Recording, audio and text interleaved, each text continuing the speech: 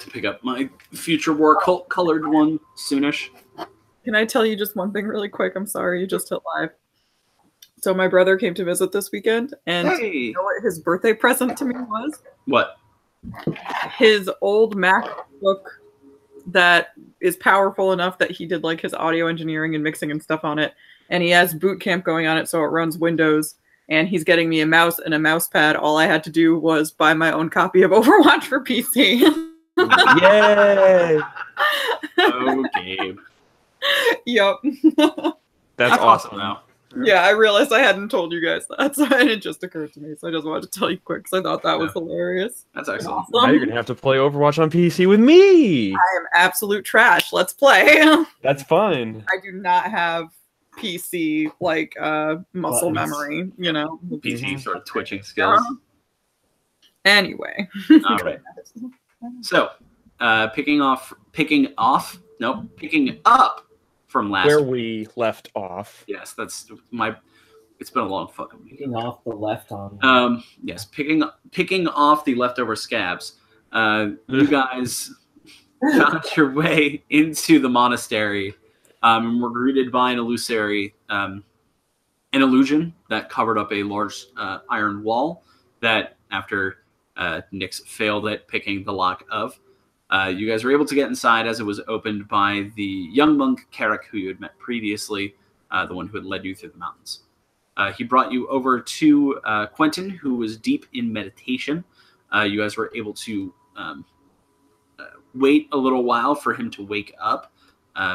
Petunia, who you had been traveling with, kind of passed out and went to bed. And once Quentin came out of his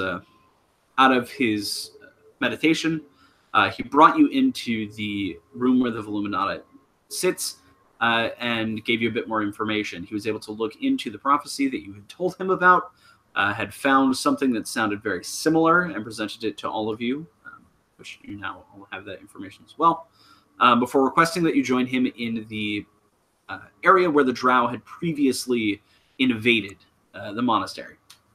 You all went down there, and he showed you all the transportation circle that the Drow had used to enter the monastery, or at least the basement of the monastery, and requested that you all travel through the teleportation circle and take care of the problem on the other end, which Trevathan, you seemed very excited about doing. Yeah. At that point, once you had all kind of begrudgingly agreed to certain extents, Quentin decided to test you and revealed himself to be an ancient steel dragon. You had a short fight where a lot of you got deafened, which turned hilarious. Before you dealt enough damage to him and none of you got knocked out or died, which was actually more important, is that you survived that long. That Quentin felt comfortable returning to his human form and leading you all back to the monastery. You've all walked back upstairs in relative silence. Any questions you have thrown at Quentin about the dragon that he actually is, or the second dragon that arrived at the monastery previously that summoned all the followers of Tiamat, who are now covering the mountainside, he has been very much brushing off as a we'll speak when we're upstairs. And you all return to the small kind of closet-y sort of room that hides the entrance downstairs. Following along, Quentin leads you to his office, study, meditation chamber, whatever you want to call it, with its long oak desk and the numbers of different cubbies behind him, with numerous different scrolls of different sizes, lengths, and ages. He settles himself behind the desk on a low cushion and gestures for you all to sit as well. Okay. Yeah. I can sit. Okay. Yeah. I take a seat. Okay. Phaedra also takes a seat, just sort of half sitting on a hand that she wants to raise to ask a question, but has the social cues to, know that perhaps now is not the time. Are you sure? What? Yeah, I'm like, that doesn't sound right. As in, she was asking, or she was attempting to ask the questions walking upstairs, and after being told numerous times, not right now, she has taken the hint briefly. That's better. as you all settle in, Quentin suddenly snaps to himself and reaches up into the desk and reveals 6 items that he lays out on the desk. One is a... Hang on, I can pull them up. I have them over here.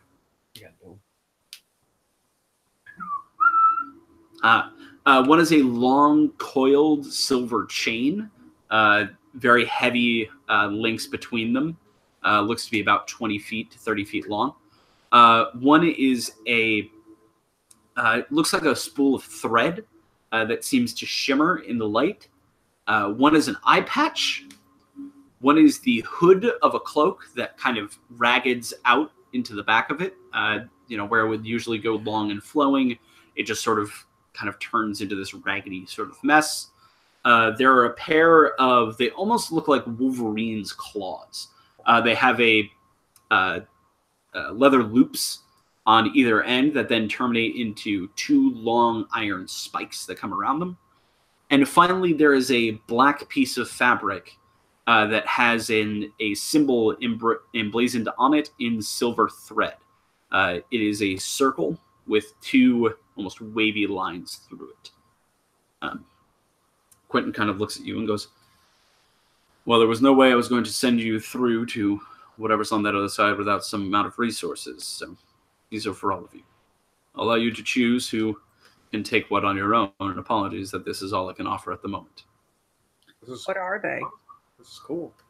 He kind of gestures at Sai and goes, I sense that you at least have the ability to figure out some of this if you would care. Is this also the test? I mean, it depends if Sai is listening.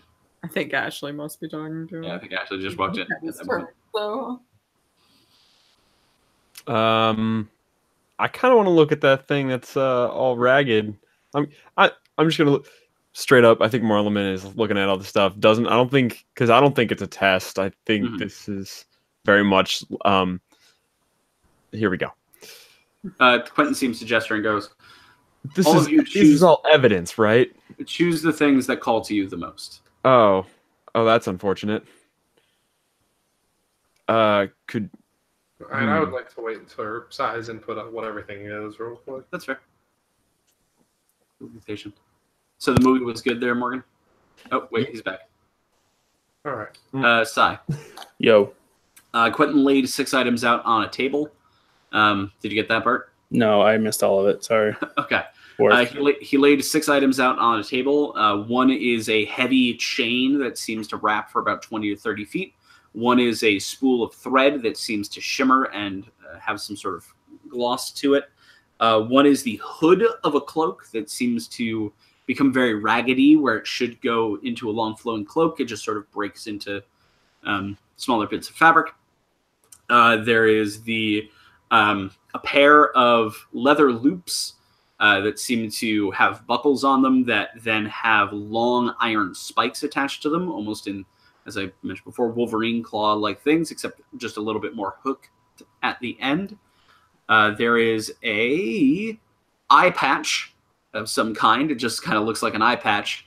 And then a black piece of fabric with a silver-threaded symbol of a circle with 2 waves through it. When asked what they were, Quentin kind of gestured at you and said that he saw within you the ability to see what some of these things are and allowed you the floor. Oh.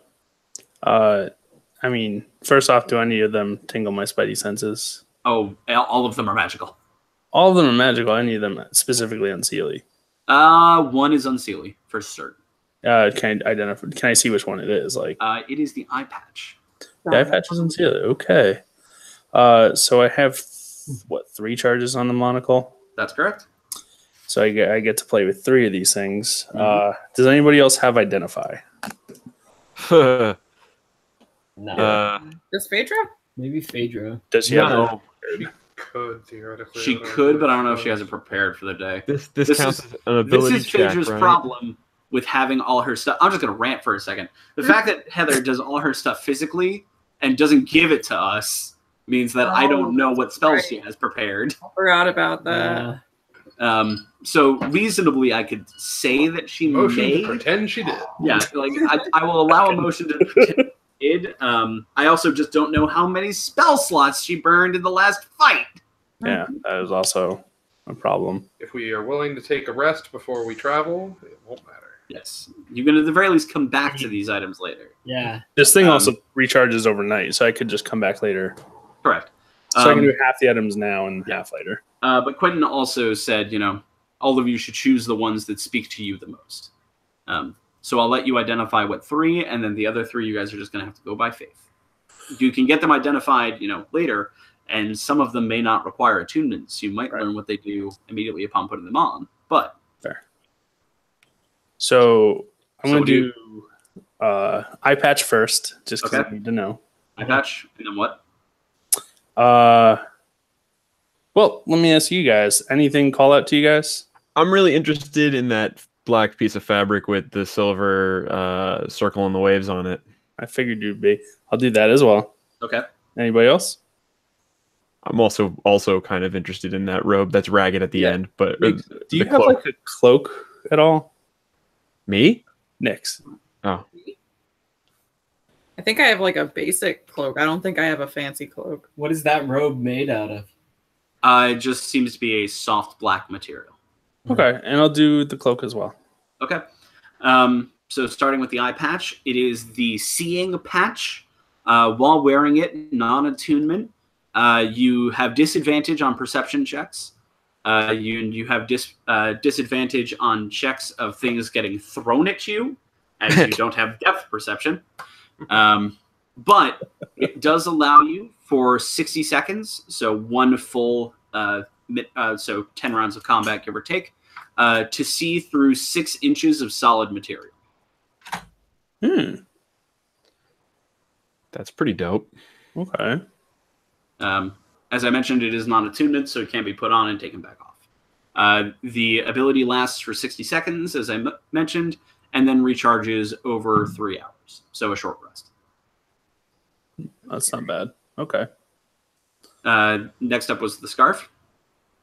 Yeah, the one thing with the circle with the lines. And Yep. Yeah. So it is the Scarf of Iron. While wearing it, this dragon-marked piece of fabric allows the user to use these spells without components, only verbally, without burning spell slots. What? They are Cure Wounds, Spare the Dying, Lesser Restoration, and Revivify. What the? All of those spells can be used exactly once per. The least level spells, which are Cure Wounds and Spare the Dying, may be used twice on charge over long rest. Lesser Restoration may be used once per long rest, and Revivify may be used once per week. Spare the die? Spare the Dying. Okay. I don't know. So that's a healer scarf. That's pretty cool. And the final thing was the robe. Yeah. This one, you actually realize what it is without using the monocles patch. Oh, I do. As when you pick it up and put it into your hands, the cloak turns invisible. Yeah, I just hand this to Nyx. But I'm already invisible is the thing. It is the vanishing cloak. It can be used to cast invisibility on oneself. Lesser invisibility, not greater invisibility, so it can't go fully. It's mostly just a kind of shimmery sort of thing. On yourself, the effect lasts 1 minute. And that's a concentration spell, correct? It is cast out of the cloak. It is not concentration. Okay. Okay. So Last 60 seconds, you can do it once per rest? Once per long rest, yes. Okay. Okay. Then in that case, I'll tell them what it is. And I'm kind of interested in the thread. So Okay. That is Binding Thread. This everlasting thread runs forever without end. It can be used to bind a creature that has a strength of up to 250 pounds and can be used to wrap any object to carry with it. Nice. That's cool. That's really cool. That is kind of cool. I like that. Okay. I think I might want the scarf. If Yeah, I that's think cool. Aramil should take the scarf. I Aramil think actually has that's- most of I our think, feel I like. think the options for the scarf are somebody who can't heal Mhm. or be a caster in that sense, and that way, if our healer can't heal, we have a backup. Or you give it to the healer so they can just do heals better. Yeah, Like, like I would. I'm of two minds with this, so Yeah. So my vote is still for Armel, just because he does the vast majority of our healing. Like Phaedra has healing, but she frequently doesn't use it until like people are like dead. Oh, like dead? Yeah. Phaedra sort of hoops and sits down like this. So does this require attunement? I'm assuming yes. The scarf? Yeah. Yes, the scarf requires attunement. Aramel, what's your attunement count? Ooh. I don't know. You've got that staff. One or two, And maybe? your staff? My staff, and that's it. Yes, the scarf would not interact with your cloak, so. I don't know if I have So any. the scarf. Well, I have What's your cloak? 2 attunements. Can I have one more? Yeah, you can have up to 3. Sorry. All right, cool. He has the spider climb cloak. Right. Yeah, okay. Climb walls. And So all that's left is the So that way he can be Spider-Man and a Spider-Man. yeah. Nice. All right, so Armil, the scarf of iron is yours. Scarf of iron. Yep, scarf of iron. I will write out its effects to you. Hang on. All right. So the chain is left, and also The chain and the hand and the weird gauntlets. hooky things. Okay. Can I pick either of them up and just inspect them to see if I can tell what they are? Certainly. Roll an arcana. Additionally, I would like to do the same. So Marleman, let's say you pick up the weird hooky things. Okay.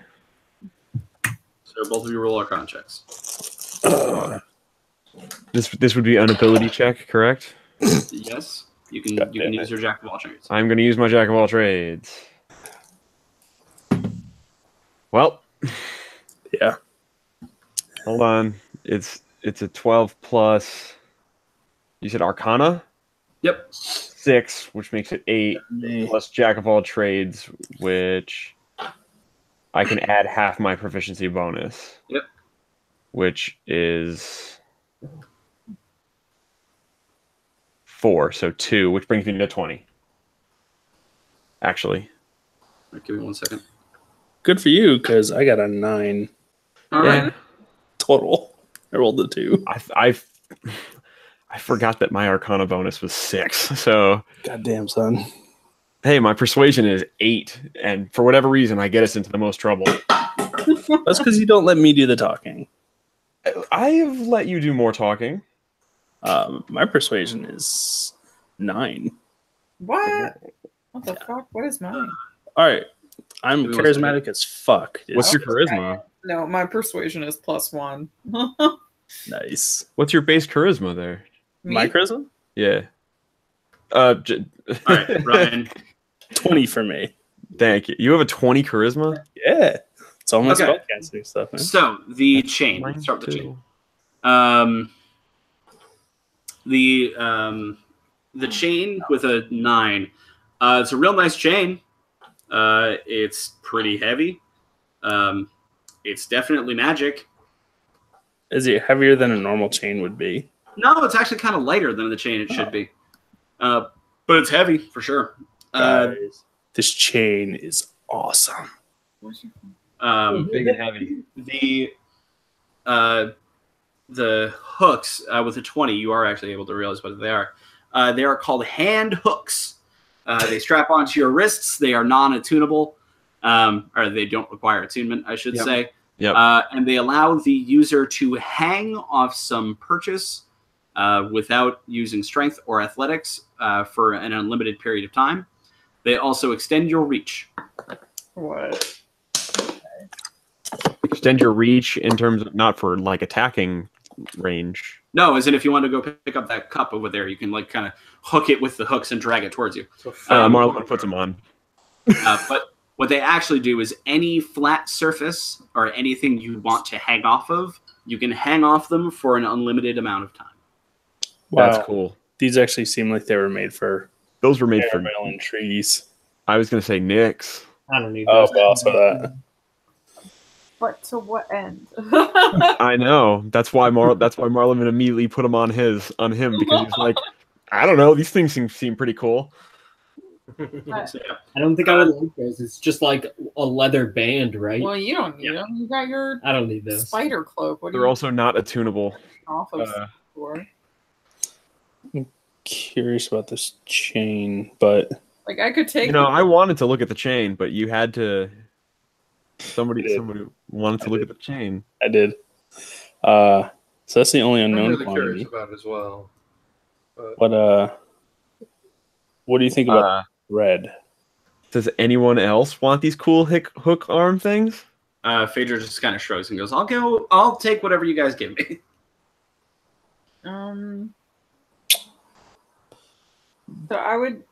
So I'm of two minds with the like cloak that's in lesser invisibility or whatever too, because like on one hand it can be used to make Phaedra less clanky. well, by definition, no, not actually. She'll still make a ton of noise. They just won't be able to see her. That's That not does- true, man. Yeah. Yes, Yeah. that's fair. Or I could Well, just- I mean, if we're sneaking as a group, then she'll still make a bunch of noise and call attention to the non-invisible people. okay. The invisibility still goes away when you start attacking people, right? Nope, it is non-concentration and cast out of the cloak. So you can cast, which casting would make you appear, but then you would immediately vanish again. I want that. Casting just like a spell, like any spell. Mm-hmm. Casting, attacking, anything like that. I kind of want that I thing. think that attacking didn't break it. No. So the way invisibility traditionally works when cast by a user is that whenever they do something else that involves them interacting with someone else, the spell itself ends. Right. This time around, the spell doesn't end. It briefly will break while the user does their action, Oh. but will then return to their invisible self. Oh, So the question is, Oh, I want. I'll fight you. do you for get that. sneak attack? Take that. Yeah, no, I'll fight you for that. What? Yeah, that's fine. Sai would give it up to Nyx if she wanted it, All right, next you have the vanishing cloak. because that's Is pretty that cool. one a tune? I can't remember. It is an attunement, yes. What? How many can I have? 3, and you have 4 items on you which can be attuned at any one time. So you're adding a 5th, I will Juggling. say. I like my boots. My boots are attuned, right? Yep, your boots, your belt, 2 of your daggers. What are your boots? My boots are boots of haste. And I'm very tiny and not very fast, so every once in a while, like it's proven very useful to be able to just go like, shit, I just need to go really fast for a second. You know, you could attack a lot with those. Yes. So that I don't really want to let go of. Yeah. I might honestly undo the belt. I mean, if you're done throwing things into your own team's ass, Kind of am. the quick draw belt might be done. Yeah, I think I'm gonna undo the belt. You should hold on to it because I'm sure there's going to be some uses. For I'm it gonna later. hold on to it, yeah, but I'm just not gonna be attuned to it for right now, so that I can put on that thing that lets me endlessly sneak attack. Yeah, that's I mean, you're at the rogue point anywhere where you endlessly sneak attack anyway. Kind of, yes, but I can be a little bolder about it. I feel like Yes, this would offer you, essentially what it does is that when you make the hide check after you disengage, you roll it with advantage. Mm-hmm.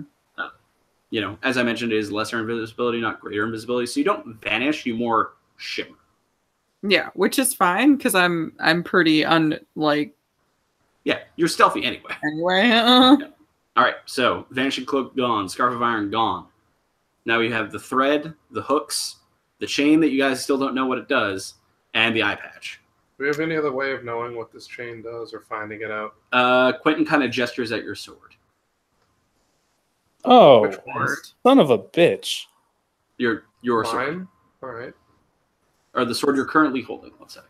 So, Trev should But the take big- that, probably. Yeah, I was going to say I'm wielding the other one.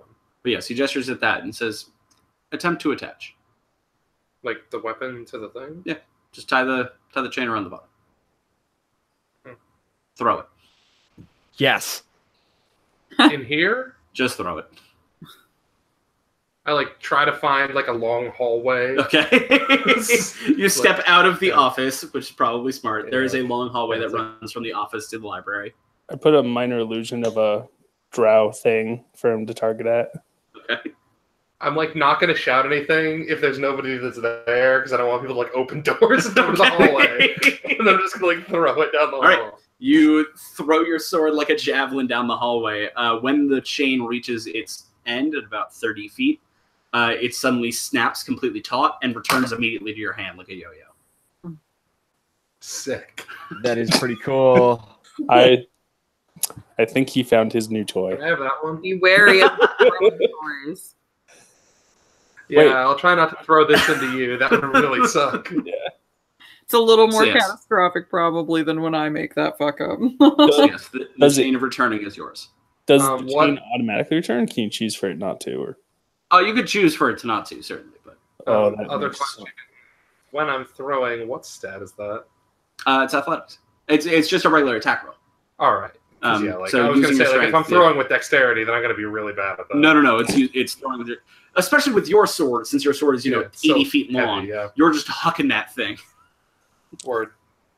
All right, so the thread, the hooks, and the eye patch. I kind of like. I kind of like either the. So the eye patch was the one that allowed you to see through stuff. 6 inches of solid material. Was there any other ability to that? It does not require attunement. Okay. Oh, and you get disadvantage on perception checks and things being thrown at you. the hooks. But- Depth perception But you check. can Yes. take it on Yeah, and you can off. take it on yeah, and off. like it's not like you have to roll a perception check and it's like, oh darn, but I got my eye patch on, it's disadvantage. You can just be like, oh, and take it off. You're like, oh, When you need to look through a wall, you can put it on. Yeah. So Okay. further question. I like all of the nondescript items. So I was about to say, we've gotten to the 3 items that have like the most, to me, the most interesting Yeah. effects. You like the Yeah. items with the largest possibility space. I have two questions does for you.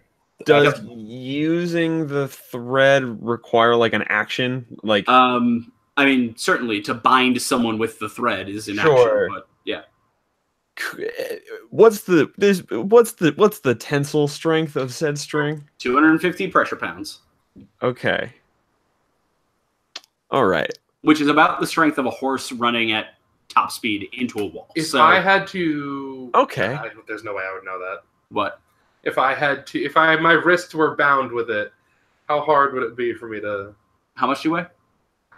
I mean, I wouldn't that be more of a how much can you lift question? Well, yes, it's what's your carrying capacity? Do you even lift, bro? I mean, you're 18 medium, strength. so I think your carrying capacity is around 250. Sure.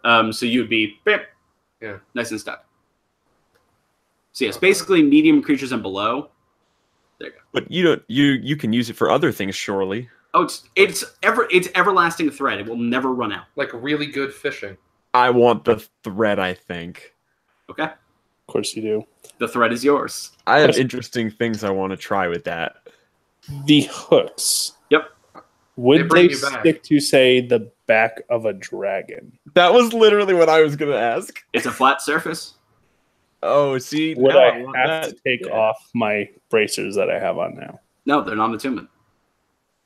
Right, but there are like arm things. Yeah, but he said that they're basically just belts. So, like, I imagine you could just So- belt them around your arm. Yeah, right? you basically would just belt them onto your bracers like weird fucking craziness. And it's not an action to do that? It's just part of your movement. Fuck it. I'll take it. Make my dumb shit look successful and less likely to kill me. Okay. The hand hooks are So- yours. Now all that's left is The eye patch, which would go to eye Phaedra. patch, which would go to Phaedra. Like that doesn't seem right. Investigate.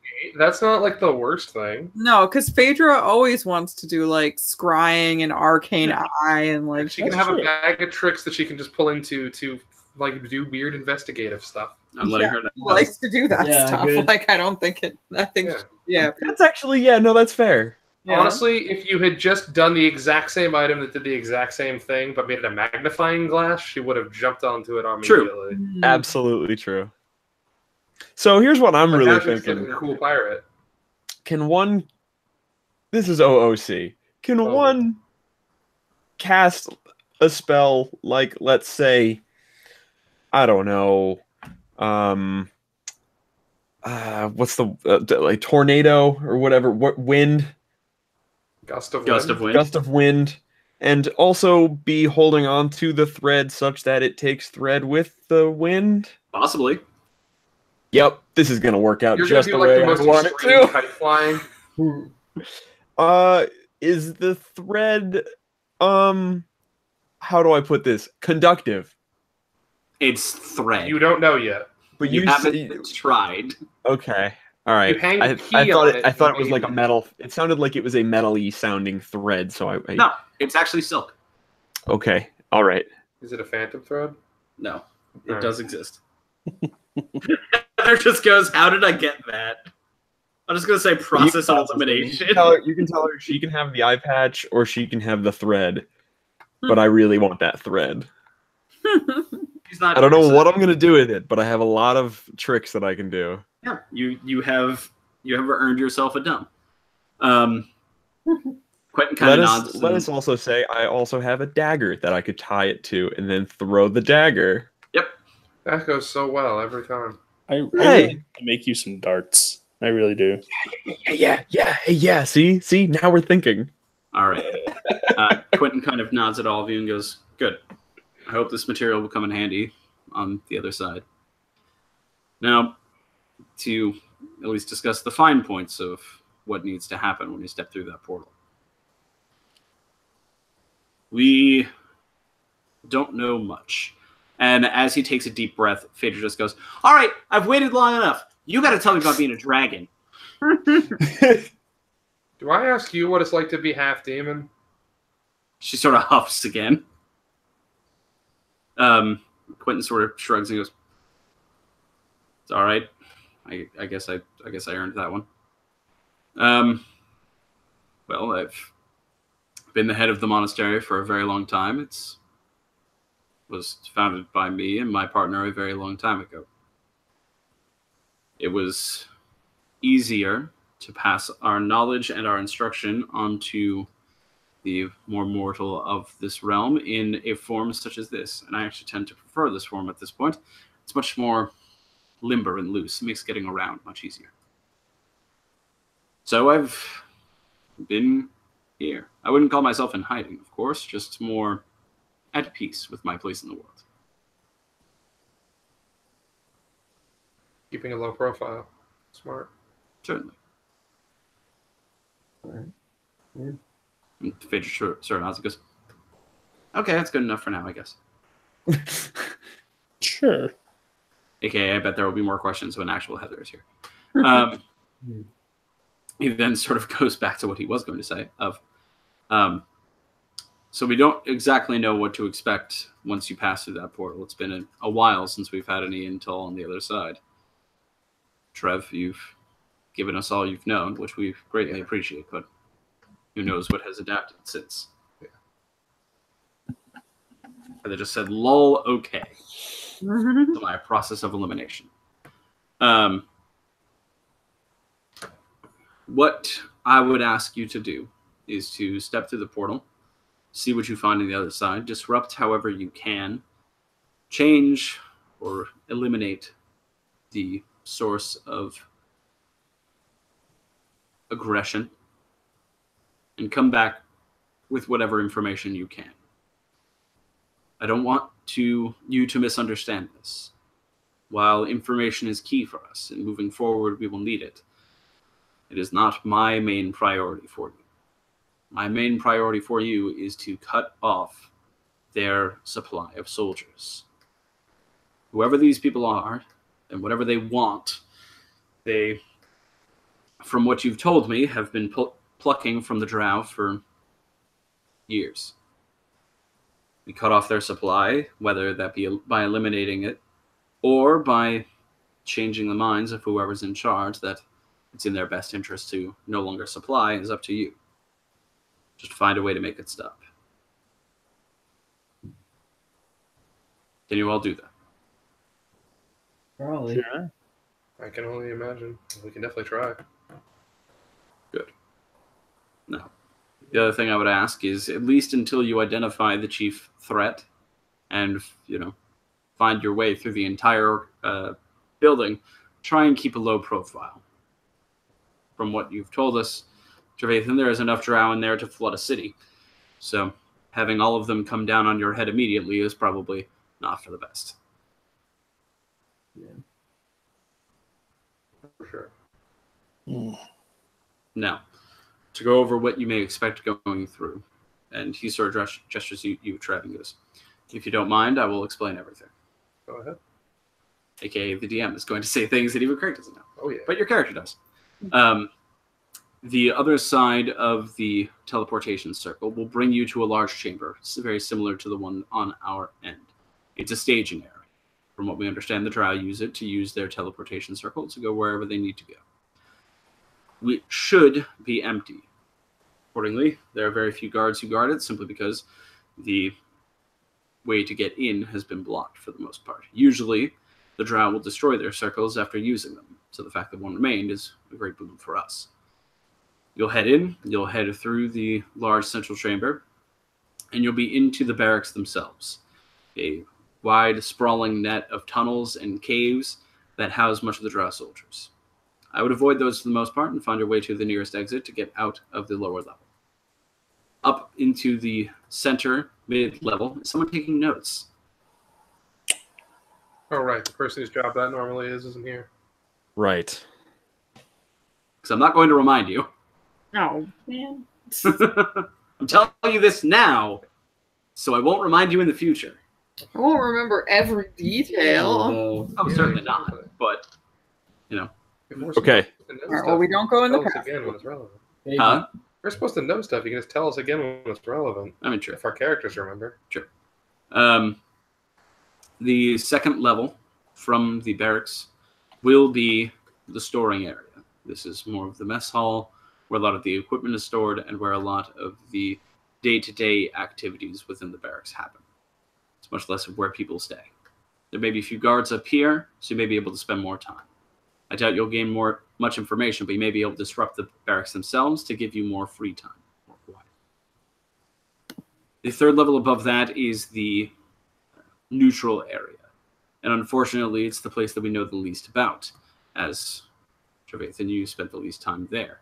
It's where the upper echelon of the Drow society stay. It's where the commanding bodies, we assume, would exist. So whoever you are looking for as the seat of power there will probably have their station up there. Yeah, there was something you said about the next level. And Second level. no, but there was a level between the don't wander through the tunnels and whatnot and the second level. Oh, the one I just explained is the third. The second one is the storage, the mess, Oh, I thought that was the first level. Okay. The first level is off the staging area, which is the barracks, essentially. Or the bunks. It's where, the training grounds are, where right there. Need to get a drink of water. All right. It's where the training areas are, where the sleeping areas are, where most of the common life would exist. So that's okay. But that's not the tunnels and stuff that you said to avoid. Yes, those are those tunnels. Those are those tunnels. So the tunnels are the barracks. Yes. Okay. I mean, everything is tunnels. It's Drow. So. Oh, okay. Is there a smithy somewhere? Possibly, probably within the mess area. There's storage, and then what was? Cool. So that third upper level will probably be where you'll find the commanding officer that we will need to either remove or convince to do otherwise. We unfortunately don't know the size or how many chambers are within it, so you're flying blind from that point forward. Now, I would recommend disrupting life within the entire barracks before making your way up there to make sure you have the most free time possible. Disrupt the barracks? Disrupt the barracks? Poison the water, cause a ruckus. Okay, so you want us to quote a man that I once know. His name was Limp Bizkit, and he always said break shit. The song was actually called Break Stuff. Oh, that's right. That's 4 for 4 on the day, Craig, of stuff you were able to pull out of nowhere that Listen, you really buddy, shouldn't some be of us happy were you were throwing able Limp to. Bizkit at your Spotify playlist yesterday. Ah, there you go. I Certainly. put 2 on there for you, Gary. You'll know exactly which ones they are. I have not looked at it. Yes, let us skin their asses raw. Ugh. All right. If there's one thing that I know what to do, it's to disrupt peace. Find whatever you need to do in order to draw as much attention away from the upper ranks. I can be an animal in there. Yo. You said that in a way, Ryan, that makes me profoundly uncomfortable. No. I can be an animal in there. I can be an He's never felt more right in his life, I bet. I didn't need to know that. I'm going to use Mage Hand on so many things I shouldn't use Mage Hand on. That's nice. It's too much phrasing. Quentin sort of looks over all of you and goes, "We'll begin the operation tomorrow, but for now, get a long rest, eat something, relax, use the library. I'll meet you again before sending you out." One more question about this place Certainly. that I might have missed for whatever reason. Mm-hmm.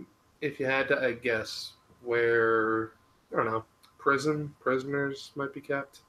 Probably also within the mess. All right. I know how we can cause trouble then. Wait, probably also where? Within the mess, he said. Within the... That's the second level. Floor with all the, yeah. 2 second. That doesn't seem like a great place for your prisoners, but okay, huh? Where you have a lot of people to keep an eye on. Yeah. Yeah, prisoners are not life area. There are a lot. Unfortunately, with the Drow, they use their prisoners very often as a sort of supply. Yeah. Training and practice can be very brutal. Oh, see, I thought you were going in a different direction there, and I got more worried. No. The Drow don't eat. Like any of Look it. angrily at Marleman. Yeah. Now I know we've always been friends, Trev. Because he eats people? I was just making the joke that he made. There, a silence falls over the room. Quentin sort of looks worriedly at both of you.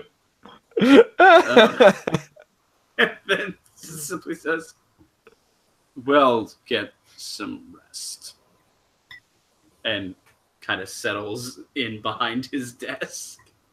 He Homer Simpson's back behind his desk.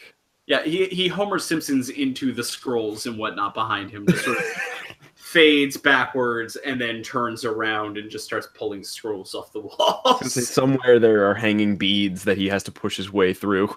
Yeah, no, that's a different part of the monastery. So, you guys have some free time within the monastery. You have the library fully accessible. You have the monastery smithy. You have the prison or the small jail cells they keep hold of. There's the outside as well. There are a number of monks about. What would you like to do? Library. Yep. Dog, I'm going to the library. All right. So Nix and Marleman are heading for the library. Armel. I'm going to go outside. Going outside. Okay. But we were just outside. Yeah, but this is a cool place, man. I want to meet that giant monkey, too. Hopefully he'll come back sometime. Armel heads outside. Sai? Quentin's still around, right? Yeah, he's just looking at some scrolls. Okay.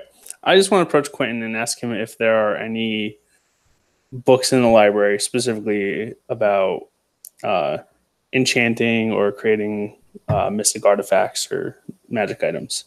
Kind of things. He goes, well, certainly. We have some of the collective works of the great Master Donovan as well. Master Donovan? Yeah. Do I recognize that name? Yes, it's the dude you're looking for. That's what I thought. Yeah, I'm going to go to the library and find that shit. Okay, you also head. So Nix and Marleman kind of were headed out of the room first. You know, they're kind of casually strolling down the hallway, All of a sudden, chatting you just to each other. hear him on the other end going, "Hey guys, wait for me!" No, you don't even hear that. You just hear as a very trying to remain prim and proper, Sai just blitzes past both of you for the library. He's doing that thing where he's running through a crowd, like a business office full of people, and he's just like, "Hey, how you doing?" Yeah, basically. I would actually a dust cloud shaped like him. Oh yes. I actually get like behind them, then the dimension door just way in front of them.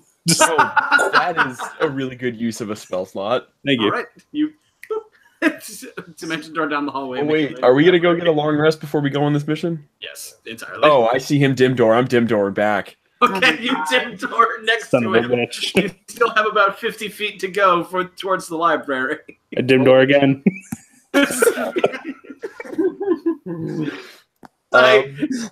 Dim doors again into the library. And then shut the door. I dim door behind him. Okay. A bunch of chillins. I dim door behind him, and it's all you hear is the of me landing, and I go, "Hi." I just prestidigitation over my head first. Prestidigitation over my head. Second.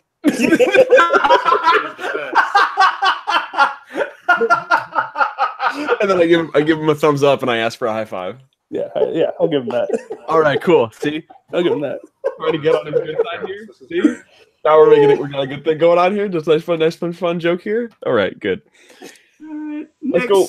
And then I give him that high five, and I say, "Let's go read some books." You were walking next to Marleman when suddenly he dim doored away from you.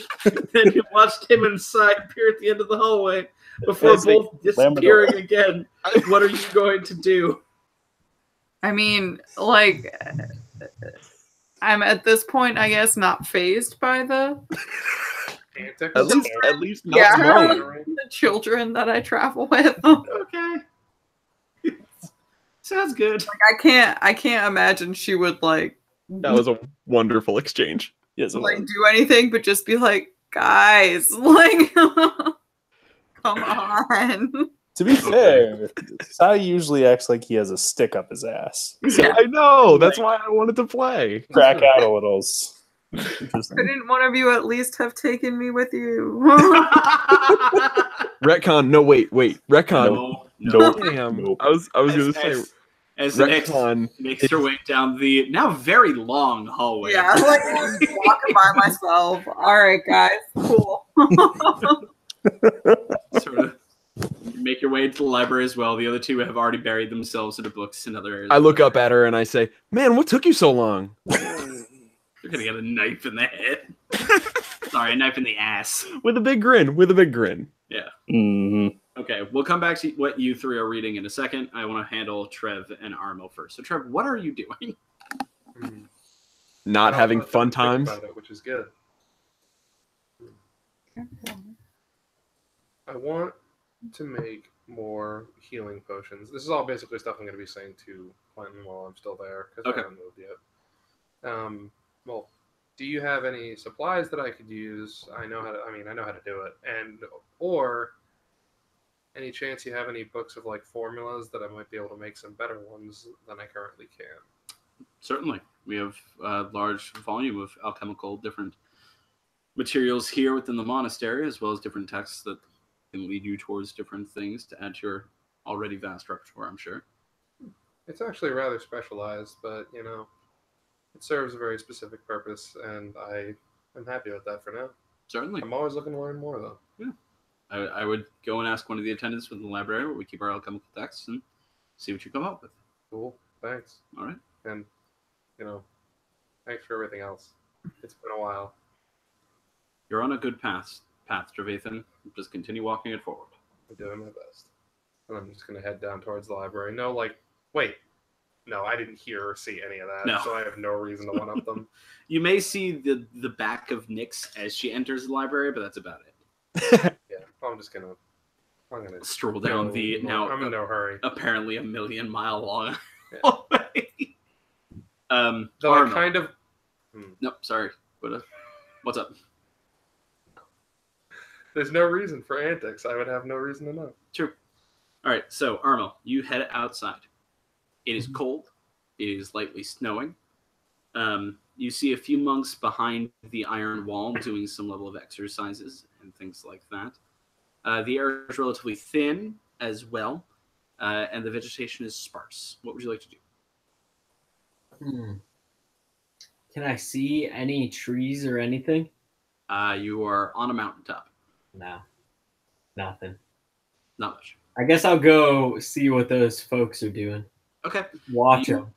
You head over to the monks. You see a number of them doing a wide variety of both martial art and sort of more stretching-based poses as they head through their lessons. You also spot, as you walk towards them, another 3 monks that seem to be crouched over something in the yard. Their backs are to both you and the rest of the trainees, and seem to be very focused on whatever they are working on. Can I see what it is? Can I go closer and see what it is, or? Sure. You kind of try and sneak up as best you can. Not really sneaking, but just being quiet. Like, yeah, just like trying not to Respectful, disturb. quiet. Yeah. Try not to disturb anybody. Yeah. You make your way up, and you see that the 3 of them are crouched over this maybe 3 foot by 3 foot square of earth. And there's a small sprig of green in the center of it. Oh, it's so beautiful. All 3 of them go, "Ha!" and turn around and look at you as they had not heard you coming. They are very focused. They kind of look at you. It is! Isn't it? How does it survive up here? We're not entirely sure. That's why we're trying to study it. What do you know about it so far? And the one that's talking to you, he looks to be maybe 18 or 19, half orc.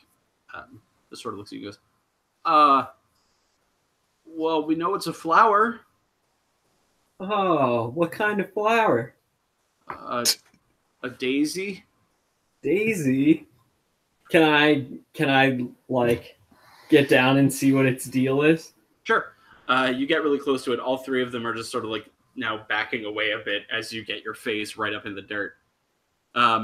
It is a very tiny, not yet sprouted daisy that seems to have found some gaps within the hard, cold earth to sap nutrients out of. It looks relatively weak, but definitely not dying currently.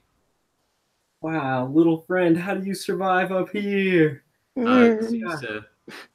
Seems to bend a bit to your voice. I'm gonna give it all the good vibes I can. And Okay. Roll a nature check. Why are you the most adorable thing ever? Oh, little friend. all the way on the top of a mountain. Good for you. Who put you there?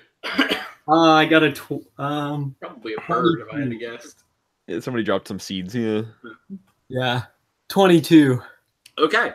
As you get nice and close and kind of speak with it, and the 3 monks are just sort of looking at you, you kind of naturally cast commune with nature, and transfer a bit of your own natural energies into the ground. To you, nothing really happens except you get a little warm for a second and then feel the earth beneath you kind of warm up a bit. But to everyone else around you, they just saw you glow green for a second and then just sort of stop. As all 3 of them are like,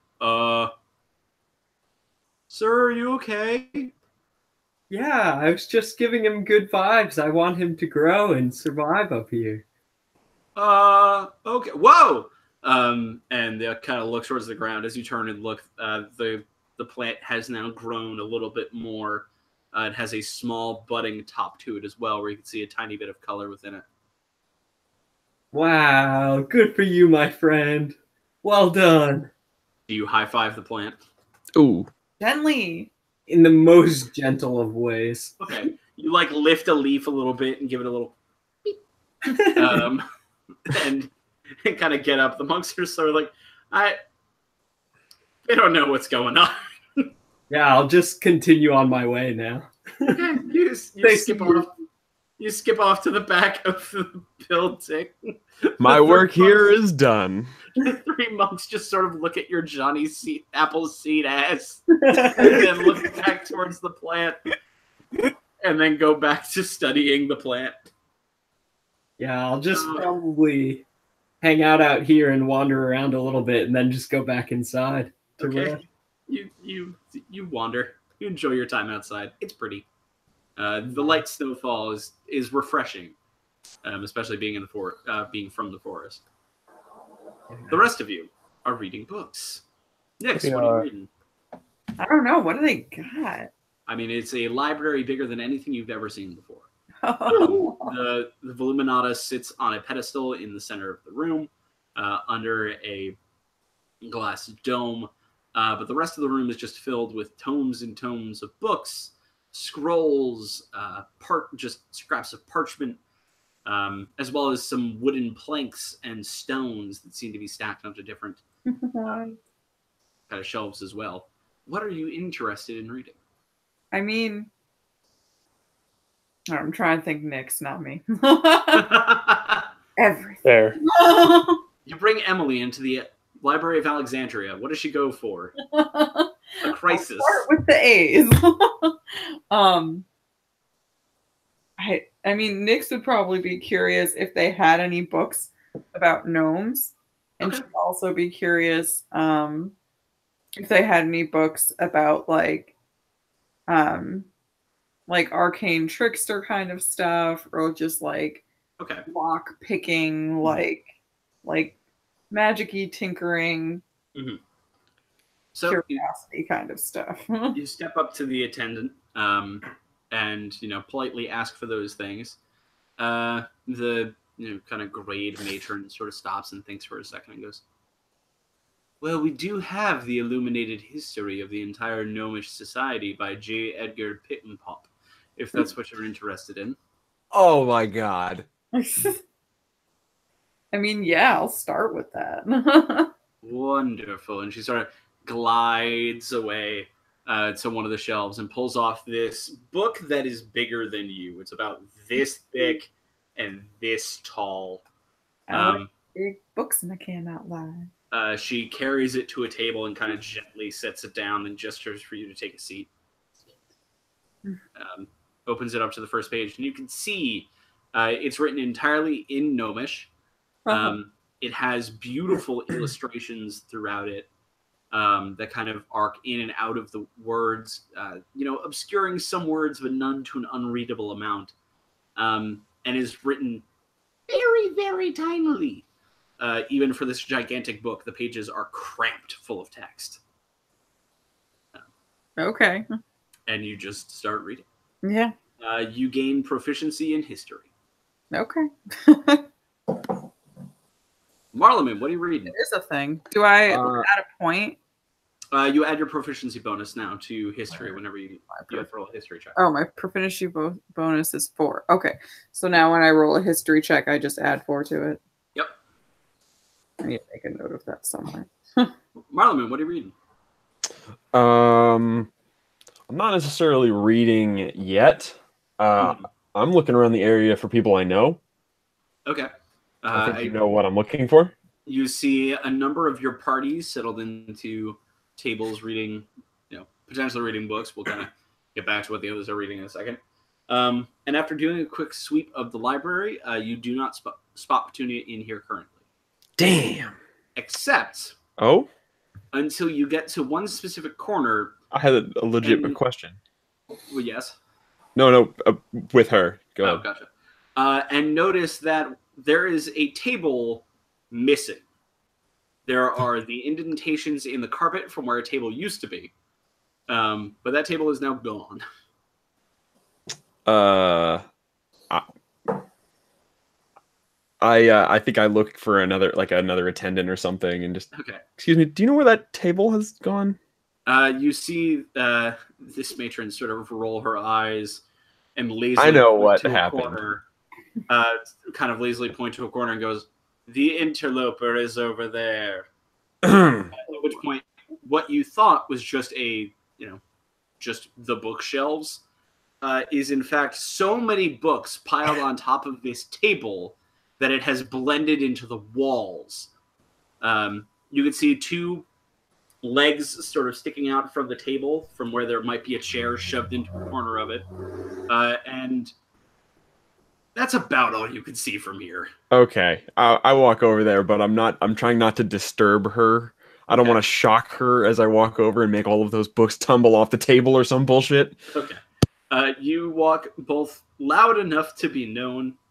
Well, I was gonna walk a little quietly there and do like kind of like a rap on the table, like a loud enough that you're not sneaking up on her, but not quiet enough that you know what I mean. And you kind of give a rap on the table, and you see a head. It will not help. You see a head sort of peek out from around the pile of books. Petunia's spectacles, even now reflecting the light in the room, just surrounded by books, and goes, "Can I help you, Marleman?" What you reading? You look like you're kind of stuck here. Well, I long found that the easiest way to get a lot of knowledge into my brain very quickly is to just sort of surround myself with knowledge. So I wanted to build myself a prison of knowledge, because how better could you be, surrounded by something unless you're locked in? Wow, that's sure, that makes sense. Totally. Wow, I think that's the first time someone says something I said made sense. You make sense all the time. Appreciate the compliment. What can I do for you? Yeah, I don't want to bother you, but just actually OOC. She doesn't know that I'm like part astral, right? No, you figured that out after you last saw her. Didn't I send her a message? Yeah, and you mentioned a lot of weird shit in there, then ended it with "I love you." The amount she got from that message is a little backloaded. Yeah. All right. Well, I think it's definitely going to start off with like a, first off, what do you know about MacLear? Manana MacLear, the name of one of the primordials. Yes. I know the legends and I know the stories. Okay. Do you know anybody that looks like him? I've looked at. She kind of scratches her head and sort of adjusts her glasses.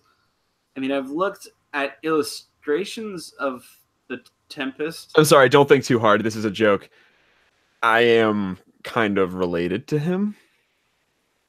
These are all new things that I have found out. There's a beat where she looks at you, and it gives you a really long look, and then bursts into laughter and goes to go back behind her books. Yep. No, really though. Kind of slides back out.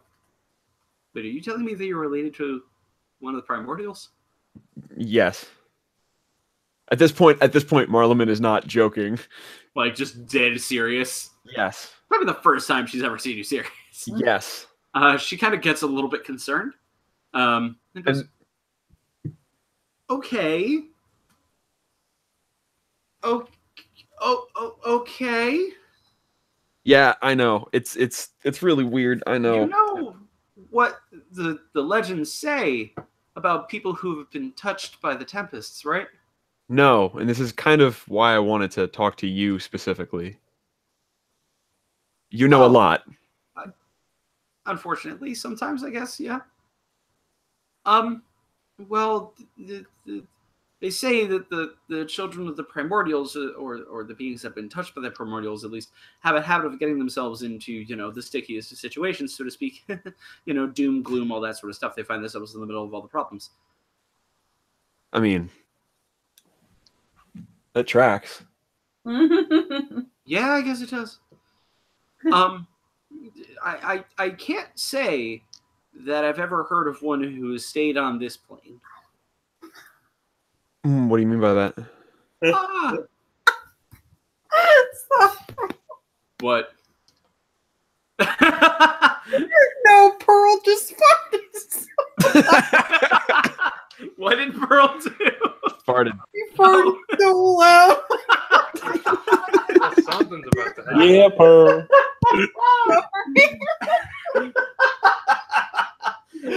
Sorry. Had to cut it immediately. Dogs are the best. It's okay. That's so good. Nice, I'm excited to watch like the video of this and like see my own face. Yeah, I'm very excited to edit this later and just watch where you break. Okay. For once, Marleman was being like I know. pretty serious, and what happened? A dog left out a really Entropy nasty had to fart. bring it back. Okay. So, you asked for a clarification on that, correct? Mm-hmm. Okay. You said don't know many that stay on this plane. Yep. Don't know of any that stay on this plane. You said. Yep, that's more accurate. Yeah. Well, I don't quite understand. Well, the legends say that after their jobs are done here in the prime material plane, they return to the energy of the elemental planes that the primordials come from. But I don't think that's true. That doesn't really track sort of thing. People don't just become energy and then kind of dissolve into nothingness. So I guess that's kind of how decomposition works, is that you break down to the base materials and then you get absorbed to the ground, so then it can be used as your base materials on other things. So I guess kind of everybody does just sort of return to energy in a certain kind of way. Nerd. That's a lot of. Are you like standing over my shoulder now, just like nerd? Just nerd. Sai is walking past. Yeah. I wouldn't say that. I like Petunia. Anyway. So that's a little kind of terrifying, isn't it? Yeah, no, just a bit. But I don't think it's true. Not just because it's kind of ridiculous, the idea that someone returns to elemental chaos, but also because there are no reports of those people directly dying. Well, of course there are people who die, and some that may have been connected to the Tempest, but none that claim themselves to be people of the Tempest or people that get identified as people of the Tempest, so to speak. There are no reports of them dying. Okay. More just a general vanishing. Well, that has OOC. That has happened to me, right? Oh, totally. You have vanished. And had like weird chats with him and shit, right? That's okay. correct. Okay. Well, that definitely tracks, because I've definitely done that too, to talk with him. You've spoken to him. Oh, him and I are tight. You now see actual genuine panic. Like before, it was just kind of a concern and a genuine fear. Now Okay, so I recognize this. Whoa! What's the matter? What? The idea that one of the primordials might be walking around right now. Usually when the primordials show up, it means that the world's going to end. Or at the very least, the world's going to come close to ending, and then, hopefully miraculously get pulled out of things. But they say that, if more than one primordial is walking around, then, maybe the world really does come for an end. And if it's true that you talk to him and that he's around, that means that there's definitely at least three. Hold on. Hey, hold on. Slow down. That's why and I'm pointing around at all of these people, we are here. That's why we are here. So Primordial Man, my astral dad, so I call him, doesn't... That's good. Right, cool, thanks. Doesn't, have to, come down and make sure that the world ends. If that's how that works. Okay, yeah, no, I can trust that. You all seem quite capable, and like you're able to do things that are frankly impossible. You've definitely done that so far. So, yeah, that sounds good. Hey, relax. I don't know what that is. All right, let's talk something else. What kind of book should I just go read right now? Because I would like to learn about, more about me and what that means, so I can learn these things in case I don't get a chance to ask you those questions again. She kind of takes a beat and goes, I have just a thing. And rather than get up, she just sort of digs through some of the pile in front of her and pulls out this it's paper bound, so it's fairly loose, but it's a very strong kind of stock paper, so there's not a lot of rips or frays to it. And you can see the title of it is The Four Energies. sort of goes, I'll be happy. I've read this a couple times, so I kind of have a pretty good background on the whole primordial nonsense. If you want me to go over it with you. Yeah, I would love that. Okay, awesome. And she sort of pushes a few of the books. Well, hold on, wait, yeah, no, don't. Let me help you with that. Not off the table, just like Okay. trying to clear a bit of a space. Okay, all right. For you to sit down as well. And you gain proficiency in religion. Oh boy, that's a thing that I don't ever use. But there you go. Trev. Sounds good. Alchemy. You kind of sit down, get some books from the matron, are able to kind of flip through them and whatnot. Your mind's not really into it. You're kind of doing it because you know it will definitely help, and expanding the knowledge is there, but you know you're not giving it your all. So while you're able to clown.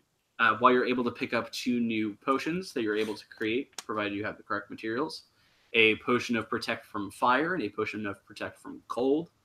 You know, you're not able to get much past that. No luck improving my healing potions.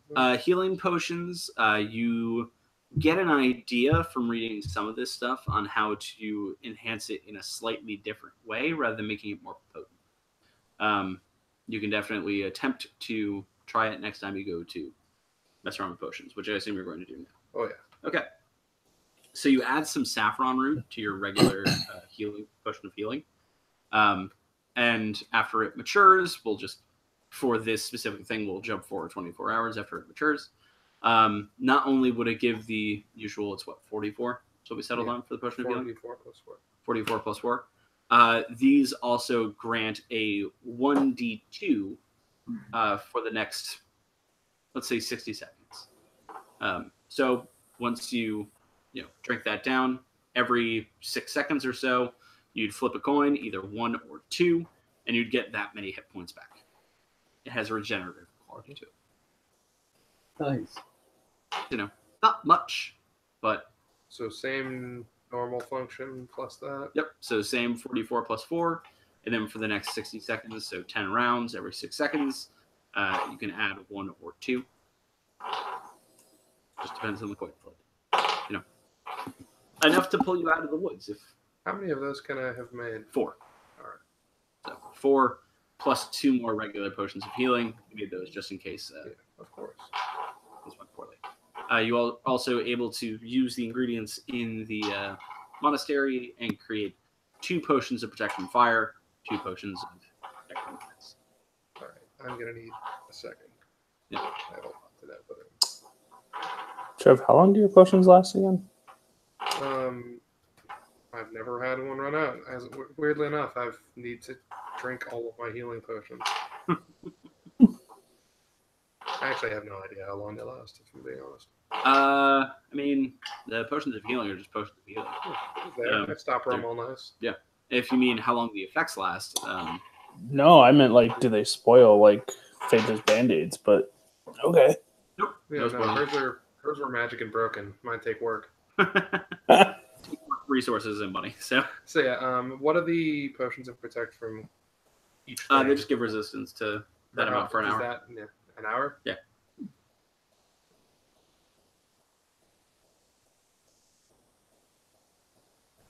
I'm sorry, how many of each of those did I make? 2. All right, So that way you guys come across a dragon, at least 2 of you can have resistance to the flames before you get royal alive. If it's a fire dragon. If it's a fire dragon. To be fair, I also tossed you up against one of the ancient dragons that have 2. Quentin just chose to use the one that deafens, not the one that does the other thing he can do.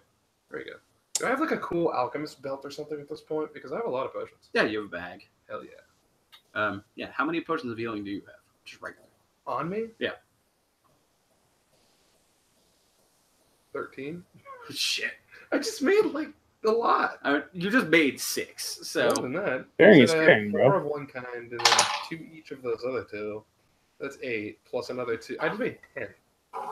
And then you gave me 2 more regular healing ones, 4 of the fancy healing ones, and Yeah, then 2 yeah, each so of the you- resist ones. I made Oh. 10 damn potions. Oh, so you have 13 potions total. Yes. I only had 3 left. That's why I was making more. Gotcha. Okay. I thought you were saying you had 13 just of the healing. I was about to say, Jesus, you No, gotta that's like total. go to the store and sell some of those. You can make some good fucking money. Yeah, no shit. I need to use them to not die. Yes, I know. They're also going to be required coming up. And Jay. Yo. So, you talk to the matron and are able to find the journals of Donovan. These are journals that Donovan wrote when he was much younger, which is why they're here in the library already. So just to be clear, it's not Bartholomew. Sorry. No, it is Bartholomew. Okay. You're right. Sorry. Donovan is someone else. Cool. So yes, Bartholomew. They are written from when he was much younger, when he was first kind of learning through the forge. And the things that you are able to glean from this is that he started in the capital of Break, and that he still has a lot of love for that area. And according to him, his finest works still live within the walls of Break.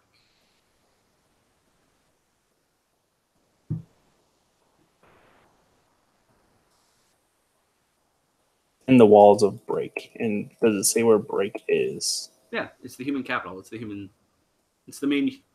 capital of the human empire. Nyx is from not too far away from there. Okay. So that's potentially where he would be. It is also where you were before you were summoned onto this little mission. Son of a bitch. By the way, I never asked, did that mission ever get completed or is it still open? Which one? Whatever I was doing before. The Boots of Flying? Oh, no. Whatever I was doing before this shit show came into the Feywild. Oh, you were just working in a forge. Oh, okay. You were working for a curmudgeonly old dwarf, just sort of waiting for your next assignment. Okay. Found an odd job to fill the time. I was about to say the Boots of Flying, or the Greaves of Flying, I should say, definitely didn't solve that, since I believe currently someone in here has boots of uncoordinated leaping. No, because Trev had fly, so I think we just gave them to him, and he was just like, "Oh, these are fine." I already had dive kick boots. Yeah. You got dive kick boots after that. Oh. Or no, you got dive kick boots the same time that Sai finished these, handed them to you because he wasn't sure how they were going to go, and then they jettisoned you into the sky. Right. Sounds about right. Because they don't work great. I was fairly certain we left them with him, and we're just like, they're not perfect, but here. Yeah, so I believe you might still have those, Trev. And I think I was waiting on a new assignment, but... anything else from the books? Not much. They're pretty normally sort of books. Okay. You are able to gain proficiency in... Because of what you were going to read, you already have proficiency in history, do you not? I do not. Oh, okay. You can also gain proficiency in history. Cool. Thank you. I will ask Phaedra what she read off mic. I did want to talk to... oh my god. I just forgot her name. Petunia. Real quick. After Marleman's done freaking the hell out of her. Yeah. You walk over. They both have their heads together and kind of poring over this book, kind of speaking in hushed tones. I thought that was fine. Sure, buddy. So, I just politely, excuse me, Petunia. Yes, sis. I didn't actually get your name fully. Did you say it's Sai? Yeah, and I do full-on charm, like Sai Valkar. Please make your acquaintance. Is this the first time you said your last name? Is this the first time anyone in the party has heard your last name? No, they've heard it Referred before. to it by the big dealy people. Oh, okay, Yeah. good. It's come up. Just making sure. She kind of takes your hand and it's like, charmed? Sure. Is anything weird about touching her? I mean, she's a little bit flushed and a little warm, but besides that, totally normal. Okay. All right. No, I'm just gonna say I've heard a lot about you from Arisa. Oh, you know Arisa? I do. She helped me out a lot. Oh, she's wonderful, isn't she? One of the most brilliant people I've ever worked with. Oh, the best.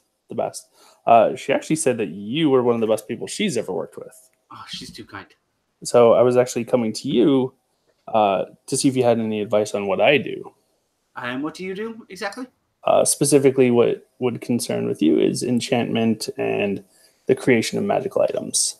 And she actually sort of like poofs up a bit and kind of stretches her shoulders. She goes, well, before I decided to take off on the road and kind of learn as much as I could about the primordials, for reasons, and she kind of looks at Marlon, for reasons beyond just you, I promise. I was actually the head artificer. Well, not exactly the head. I was working under a very interesting individual named Hamish. I was second in command, but Hamish had his own things. He was kind of locked up in his lab and kind of taking care of weird shit that I never really understood. So it was kind of me up to the day-to-day sort of things of the enchantments and the identifying and making sure that all the items kind of functioned. So at this point, I like pull out a chair and do like the sit down and like kind of nudge Marlon out of the way. And you're like, that's fascinating. Please tell me more. Are you really doing this? Morgan is getting mad. I'm not specifically flirting with her. I'm just fucking with Marlon. Yes, no, entirely. And she is completely oblivious. Yeah, of course. She goes, so I developed a number of different techniques that can make sure that the materials I was working with had the full potency of the spell I was putting into it.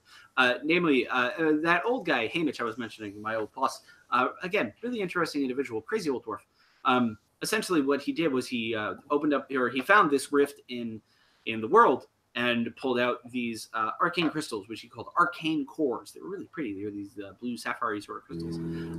And when using them and when powdered down and applied to any sort of material baked into it, it made sure that the whatever spell was put into them, and we used all sorts of spells. We put fire in there, we put some sleep, put some poison, put some charm, just about anything. Everything we put in there, it functioned exactly perfectly.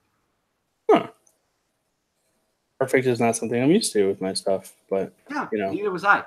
I had a good like 98, 99% success rate of attaching a spell to an item, but this put me at a good 105. To the point that sometimes I would put a spell and it would come out more powerful than what I put in. That'd be a little bit weird. But hey, you call them elemental cores? Arcane cores. Arcane cores. Yes. And how would I get some of these things? Unfortunately, I don't really know. Hamish just kept that kind of secret to himself. And last time, she kind of looks at Marlon. Last time these guys were in town, they kind of told them to knock that stuff off because it was opening portals in reality. And opening portals in reality is usually how danger happens. Yes, and then I give him a nudge to the right. Well, when you actually know what you're doing, it's probably safe. I mean, you could certainly try and talk to Hamish and see if he still does it. I personally haven't seen him. He's in Jerusalem. Yeah, things went bad because he didn't know what he was doing, right? Were you able to hear any of this? I mean, the library is relatively, it's large, but they're speaking at a regular volume. Because if I can hear any of this at all, this is the part where I would go over and remind everybody that those things were used to make, weird Frankenstein Fomorian monsters. Yeah, exactly. They're bad fucking news. Yeah. I am not aware of any of this. Would you like to explain the clockwork monsters? I do that. They were that guy Hamish. He was lashed to a table and being forced to shove these things into dead giants and reanimate them. This was 105% just bad news. Bad news, Sai. I get it. They're cool, but I don't know. The history with them is not so good. Well, tread lightly. I always would. Do you know if Hamish is okay? I mean, I last spoke to him when I left Urselheim. We got him out. Okay. Yeah. We freed him or whatever. I don't know if he would be super keen on working on those things anymore. I mean, last I spoke with him, he really didn't want to touch them much besides, powdering them and putting them into the items. Trying to destroy his stock as best he could. Well, would you be able to send a message to him? Unfortunately, I don't have the capability for message. I mean, even just a letter. Certainly, I could talk to one of the monks and see if they could run a letter across to Jerusalem. Please, enclose that it would be used for something that's protective only. No weapons, no automatons of undead nature. But that somebody is looking for it to put it to good use. Okay. I can do that. I can reach out to Hamish and see if he still has any of the stock left and he's willing to part with it. And you can give him a name and I'm sure he'll be happy to kind of hand it over. And she kind of looks at Merlin again. Kind of hand it over to you guys since you all have seen it before and know the bad shit that can happen with it. So I bet he'll be able to trust you that you guys won't mess that one up. Yeah. And I do trust Sai. Okay. So She kind of pulls a piece of paper out and begins to write on it. and then I definitely give him like a gentle nudge to the elbow, like, I'm just fucking with you, man. Like, Yeah. Okay. I got and then just like, all right, well, I'll leave you two lovebirds to it and fuck off. fucking Christ. There's nothing there. She is focused completely on writing the letter. This is entirely from Ireland. I don't want Petunia. Yikes. Wow. No, not that. No, one. that's not what he meant. I knew what No, you meant. I know what you meant. No, I know exactly what you It's meant. just the wow to me was wow. Size a dick. Also, for the record, if Nyx is close enough that any of this was like hearable or whatever, like when she like heard Sai come in and like immediately lay on the like charm with Petunia, she immediately would have just been like, "All right," She stops reading. Pull yourself out of Sai tease Marla, man. This is you definitely do that. Happy to help. Okay.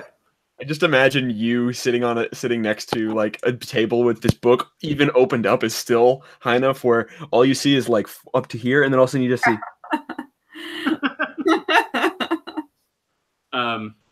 And we'll stop the gameplay part of the session there. We'll pick up with you guys actually invading the next plane next week when Heather's back. Yay. So from there. But what I do want to spend the rest of this time with is kind of laying out what this next section is going to look like. Okay.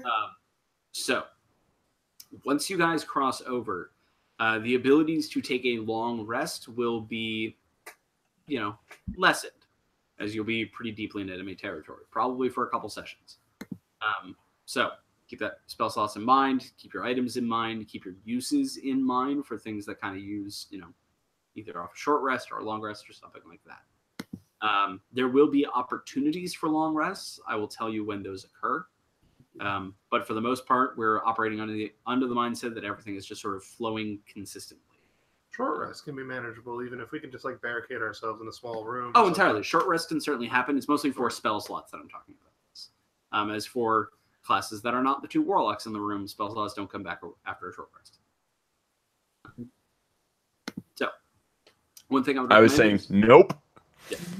One thing I would recommend is just kind of look over your classes again, make sure any of the things that might have changed or you might have new abilities, make sure kind of have an idea of how those work. And something I forgot to mention off last time was from the invasion in the Feywild to killing Torque to journeying here to uncovering that one of your greatest allies is a dragon and earning that dragon's respect, you have all leveled up. Yay! So for next time, make sure to level up to 12. Sorry, Level 12. It's okay. 13. Sorry, 13, I believe. 13. Level 13. Which I think is a power spike. It is, in fact, for everybody. Not me. So, if anybody has any questions about that, we can discuss, off mic or whatnot. But for now, we'll pick up next week with the next stage of the campaign, or as I'm calling it, Into the Breach. Nice. That game's great. All right. Oh. See you all next week. Bye.